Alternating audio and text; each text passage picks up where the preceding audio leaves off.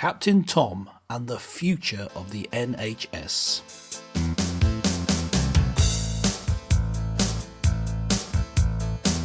Hello, and welcome to the Mark and Pete Show. Well, remarkably, Captain Tom Moore, yes, the war veteran who walked laps of his garden to raise money for the National Health Service, has become a massive #1 hit single for the United Kingdom. Yes, and at the age of 99, with his duet with Michael Ball, has become a phenomenon. Yes. And his cover of You'll Never Walk Alone has sold tens of thousands of copies. What an incredible gesture. And in fact, as Captain Tom has said himself, that he has thanked the public for buying the single, and we're in this together, and I am forever grateful for your support. As we all know, this is because of the National Health Service is absolutely stretched to the limits due to the COVID-19. Well, we certainly applaud you, Captain Tom Moore, for your gesture. But I think that when you look back at your efforts, here's a thought. If you're a veteran captain crooner and need help with a music tuner, but your chart sales go high and lunar, I bet you wish you did it sooner. Yes, Captain Tom, well, we hope, actually, this isn't the end of your musical career. But Clergyman Pete, it's not just about Captain Tom Moore's efforts. We've got to also raise a big applause for all of those national health workers who have done so much. And we're going to talk about this in a little bit more detail, about the gestures. But let's think about the future. When we think about COVID-19, it appears as though we're in for this for the long term. What is the future of the NHS? Yes, I mean, it's a big issue that's come to the fore now, and it's right that we respond by celebrating the great work being done by all the staff in the NHS and those extra people who have come back, have volunteered to go back into working for the NHS when they'd retired, or maybe they just happened to have certain skills that were needed. So it's a big effort by people in the NHS to help us in this crisis. And people like Captain Tom Moore are great heroes because they're showing that sort of sense of duty, that sense of virtue, the importance of caring for others, and in just stepping out and getting on with something which for him at his advanced years is very, very laudable and difficult to do. So he put 1 foot forward, and he does it in a stoic manner, and we can see how that's admirable. But what I'm really hoping, Mark, is that will be a change in how we view society, who we see rather as our role models. Do we see Captain Tom as a role model, or a rather vapid celebrity who doesn't really have any skills but they're pretty? Is it an NHS worker? Or is it someone who tries on clothes for a living? Who are our celebrities? So the future of the NHS to work needs a sort of a large-scale change in attitude, I think. But it also, of course, needs very practical things like changing in funding, how it's funded. Not just more funding, I'm talking about how it's funding, the structure of it, better training, I would say. There's been a sort of this is my view of it, that there's been a rather lackadaisical attitude to people's level of English as they come into the country. Brilliant doctors and nurses coming into work, they need better training in English so that they can function better and just slot into the system better. So it needs a real practical change, a change of attitude amongst within our culture, amongst the populace, but also it needs a change in the way the NHS is run. We weren't ready for this crisis, not in the slightest. No. Well, what's also important about this gesture isn't it remarkable that we have to turn to these charitable causes? They're great. I mean, certainly, nobody's going to deny that this has been a phenomenon, what Captain Tom Moore is doing, and many, many, many more people are buying the records and keep doing so, folks. It's certainly raising a lot of funds to help on the front line. That's where the money is going, particularly with with equipment and resources resources that those doctors and nurses and support staff need to obviously help those people who are suffering from the COVID-19 pandemic and the disease itself. But the problem here is that when we think about the future, you mentioned about the resources. My worry here is that the doctors and the nurses, and particularly I think of the nurses, who are not particularly paid that well. I think that the average salary is around 21,000. Now, remember, we're talking about average. There are many people who are probably listening saying, hey, I'm not even anywhere near on that. And so the question then is, to your point, is that in a time of crisis, is it now that we should be planning also for the investment of those skills and services? And that this is where I think, what will the NHS look like post COVID-19? Now, I say that because the likelihood is for many scientists is that COVID-19 is not going to go away, but we might be in a situation where we live with it in the sense that we will eventually get to a vaccine, and we will then have doctors, nurses to be able to administer that. Yes. But what about those people now who have to be trained on administering the vaccine? But then there's also the cost of the vaccine. So where does the money go? The company, the whole country is actually in debt, massive debt. He's had to put a lot of people on furlough, as we all know. So let's think about what the future looks like. Are we, dare I say, going to have to rely on further charitable causes to be able to keep it going? And that's not sustainable, is it? So does that mean that we're going to have to think of the NHS in a different way?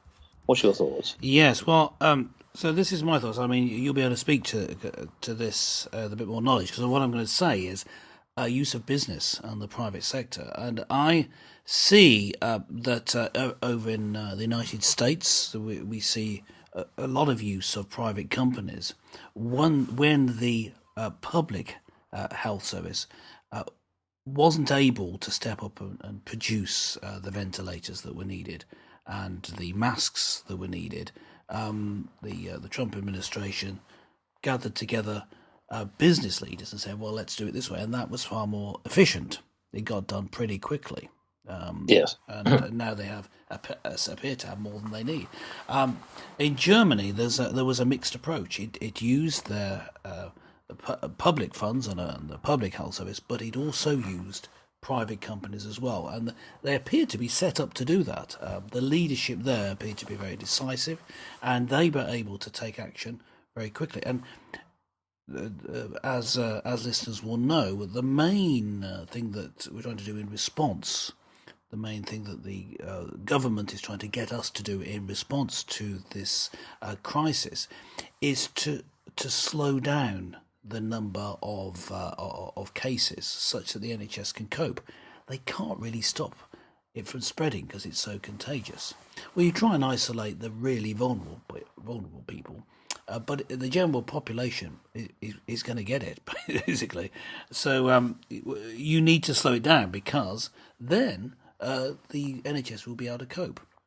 Yes. And but you can only cope if you've got in place, as you were saying earlier, the wherewithal to do it, the training, and then also the production, in this case, of the tests that are needed at the next stage. So, is there a future, do you, in bringing on board the power of the private sector, and can that be done quickly, as quickly as in other countries? Well, there are different ways in which the government, I think, can, if I think of it from a commercial point of view, which is very difficult because I know there's a social aspect to this, but I'm trying to think of it from a practical side. Yeah. The NHS can't carry on, and certainly, as we know, because it's government funded. And I know that the government gets money from the taxes, but I think this is now, the reality is, because of the impact of COVID-19, is such that the government can't continue to keep pouring money in. What I do think is that there could be a couple of things here. I think the NHS definitely, and this is the controversial side, folks, so let's brace ourselves. The NHS is in some ways inefficient, and some of the things that have happened in recent months have exposed that. The most obvious thing is people haven't been trained properly. Yeah. So that's one thing, and that's not me saying that. That's the people at the front line. They were not prepared for this. They didn't have the right equipment. They didn't have the right training. So had they had the right training, then that might have helped. Now, how do you train for something that's unforeseen? Well, the fact is, it's not just about COVID-19. It was also about processes, procedures, medicine, the connection between supply and demand, the ability to be able to respond quickly, and crucially, and we've talked about this on previous Market Beat shows, which is the government acting quickly and decisively when a crisis occurs. Many people have said openly, even at this point, I'm sure with further investigation it will become more obvious, the government didn't act quickly enough in a lockdown when really it could have actually have probably helped a lot more. Now, this idea of what we'll call the more of the sort of extending the period, I don't think there's sort of pros and cons behind this. But let's talk about the frontline workers.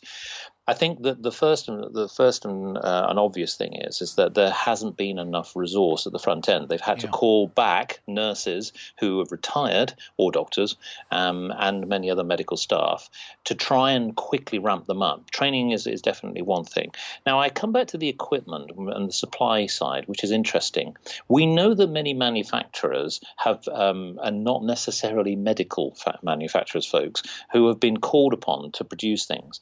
Fantastic, commendable work. They responded very, very quickly, and their engineers have done exceptionally well to provide visors, equipment, and gowns, and many other things, where maybe in the past they were making tents or vacuum cleaners or something else.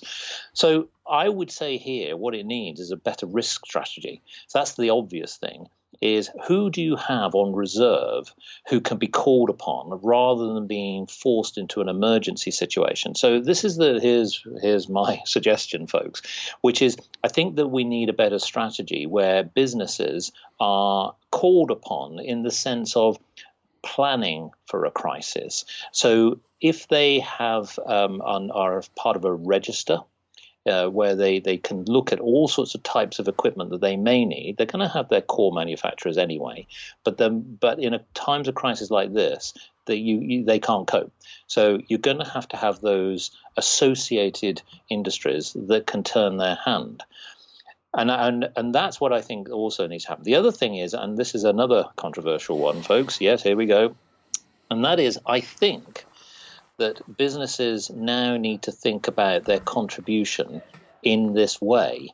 And what I mean by that is that we've looked at some businesses who have been in a lockdown situation. I think of manufacturers, and they've had this situation where they've been locked down and they've had to boot back up again. And I think this is where, again, I come back to which industries are truly critical services and which industries are not.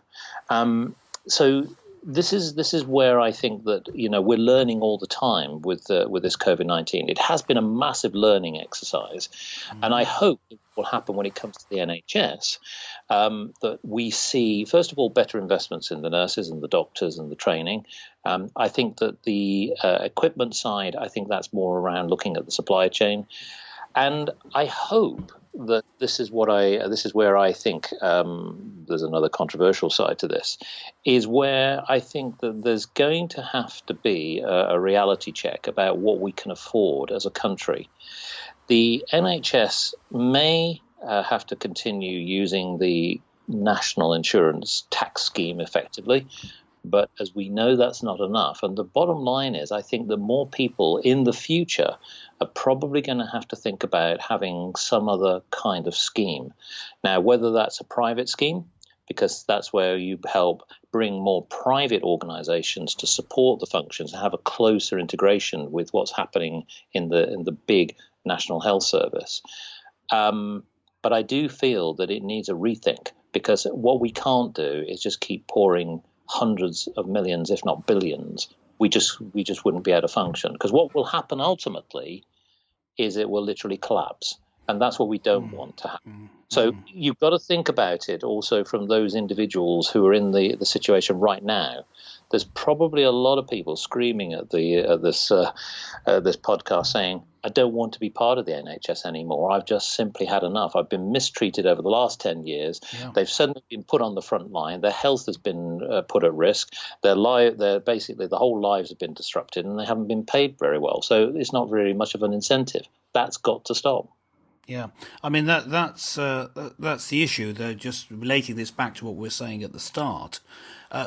If we have this clap for the NHS of a Thursday, if we have strong support and admiration for Captain Ton, who's supporting the NHS, let's translate that into real action to have the staff of the NHS properly supported and also the NHS properly structured. Can we just, for our international listeners, just let them know what this means? Because not everybody's probably aware of it. So, as we all know, the COVID-19, everybody's aware of that. But in the United Kingdom, as an applause and a recognition of the service to those frontline workers and anyone supporting people in need, there is a period at 8 p.m. GMT time, that's the local time in the United Kingdom, where on a Thursday, the public, where they can, basically will go out onto their doorsteps or from their houses and their windows and just basically give an applause or a recognition and clap or bang teapots and things like that, just simply as a recognition to what's happening there, just to make them realise that people do appreciate what they're doing. That's what the gesture is.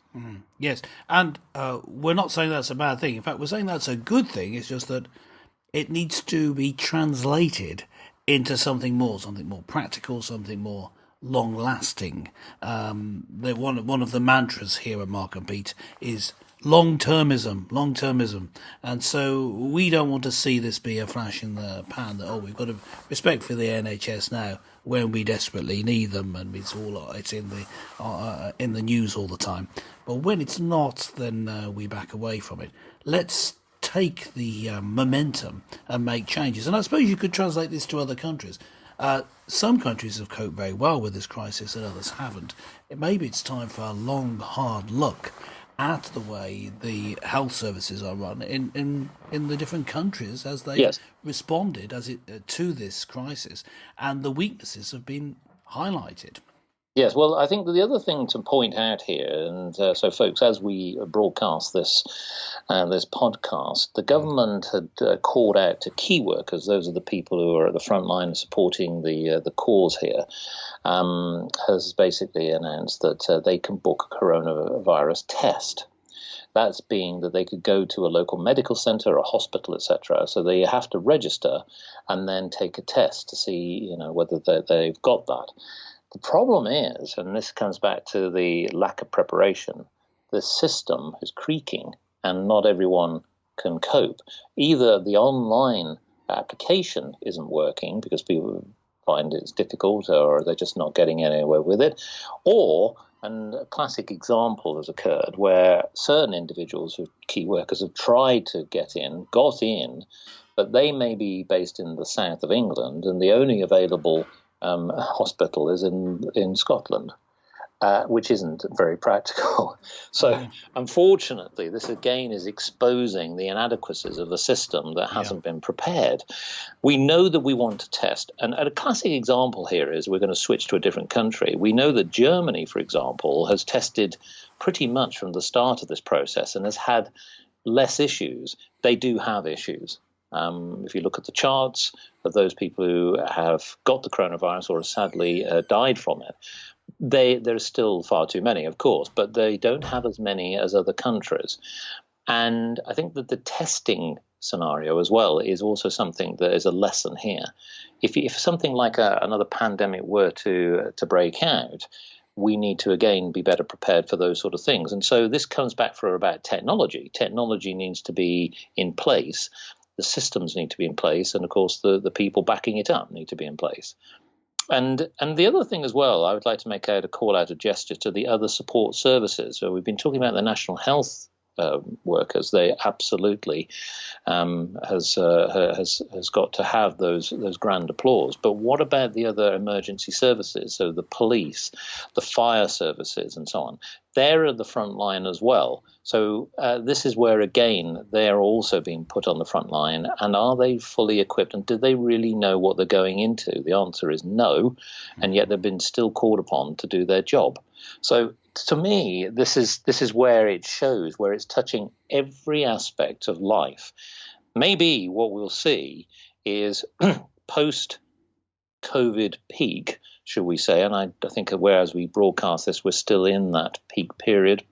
We will see that as we get towards the end of 2020, going into 2021, hopefully when the matter eases, we're going to have a situation where we have to get back to some normal. I say normal in the sense that we're going to have to find a way of finding the new normal, as people are calling it. Yeah. And my point here is that, interestingly, statistically, apparently, accident and emergency functions within hospitals have plummeted, as in they have gone down dramatically. Now, there in itself raises a point. Maybe the nighttime brawling on the streets has sort of eased the pain of people misusing the service. So there's been good in the sense of the lockdowns from a social perspective, but there's also bad, because what it does mean is it's put the stress in other functions. But let's close your mind to Pete. Let's get to what do we think in our predictions, because we always like a good prediction.